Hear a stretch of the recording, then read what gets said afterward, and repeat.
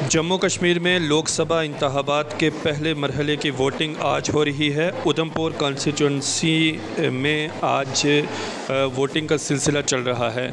इस दौरान वोटर्स मुख्तलिफ पोलिंग बूथ्स पर देखने को मिल रहे हैं। ख़वातीन मर्द व ज़न अपने अपने पोलिंग स्टेशंस पर पहुंचकर वोट कास्ट कर रहे हैं।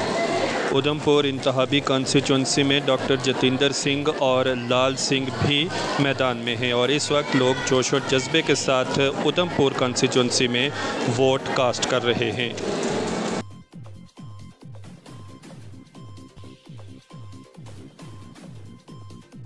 बहुत अच्छा हम इलेक्शन कमीशन ऑफ इंडिया और डिस्ट्रिक्ट एडमिनिस्ट्रेशन रामबन के बहुत शुक्रगुजार है, जिन्होंने हमें घर में बैठने की, घर पे ही वोट डालने का सुविधा भी दी थी और यहाँ पे भी अच्छा खासा इंतज़ाम रखा गया था PWD वोटर्स के लिए।